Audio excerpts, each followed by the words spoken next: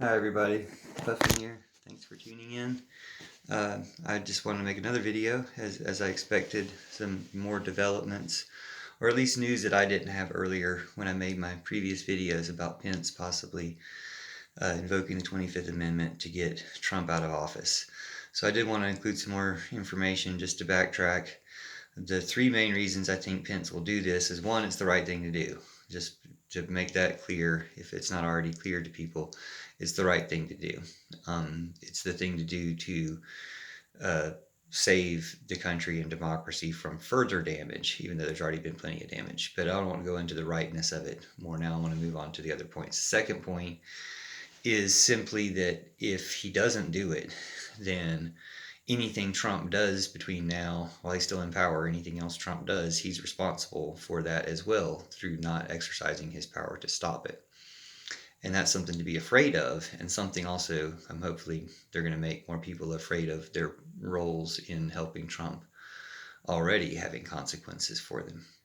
So that should get around to Pence. But the other thing I mentioned in my previous video is that Pence has apparently, since he was a child, believed he would be president and has some lifelong dream of being president.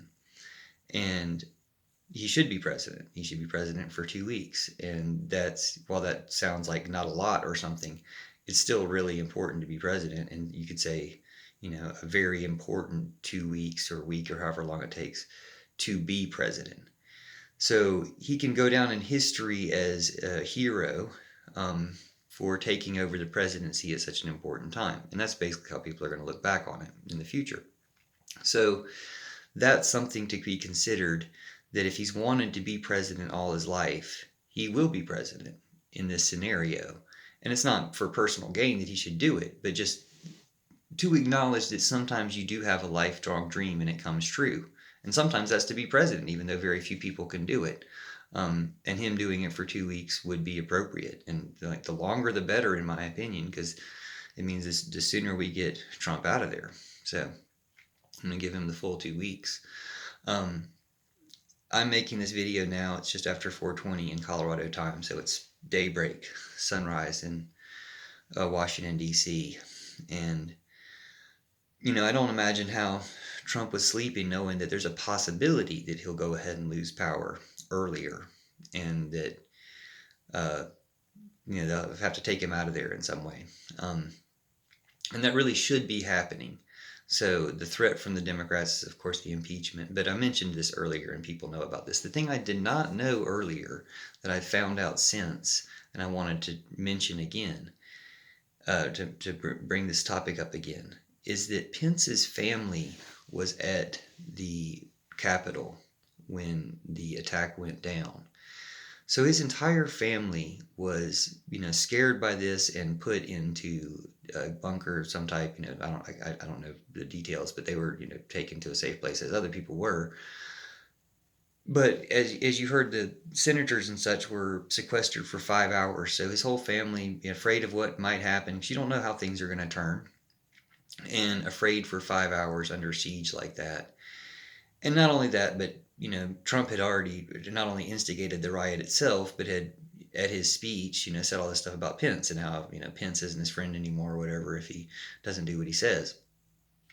And on top of that, having already, targeted Pence or made Pence a target of his followers' rage, he didn't even just kind of do a decent thing and call and check on Pence to see how he is. Worse than that, and I mentioned this in another video, so I forgot to mention it now, Trump is the one who said, no, we don't need the National Guard, and kept them from sending the National Guard in for an additional 30 minutes of debate at least.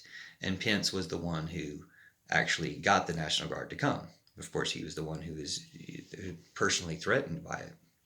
So all of that amounts to Pence has every right to be pretty mad at Trump. And the last thing I heard was that somebody, else related to him, somebody in the Senate or somebody who knows Pence, who's known him for a long time, said he's never seen Pence this mad before. And you can imagine why. But it's not out of a sense of revenge for being mad, or even out of the sense of personal power, or even out of the sense of wanting to look right in history, that he should replace Trump with himself. even those are all legitimate factors. Even his personal ambition is a legitimate factor, um, but none of those matter compared to it just being the right thing to do. You know, he could have never wanted to be president and take it on grudgingly, but I don't fault him at all for wanting to be president his whole life. And I think there's something kind of spiritual about that that people do sometimes know from an early course that they'll be president one day. So anyway, I hope he is. I respect him for uh, at least defying Trump in some sense here, and appreciate that his job was to support Trump up until this point. And as much as I hate all of their policies and always have, uh, don't have anything personal to hate about Pence, that I can think of. I'm sure there's certain things he said that have really offended me. Um, but it's not like I've seen his attitude in some negative light. So I'm looking forward to President Pence for a couple weeks, uh, to really getting rid of Trump and starting to put the screws on all the people that helped him start this terrible chapter of American history. And hopefully we're actually ending it. Thanks for watching, and more soon, hopefully with an update that yes, as the day starts, January 8th, 2021 starts, they're removing Trump. So hopefully I'll be back to report that soon. Thanks, and God is blessed, and have a great day.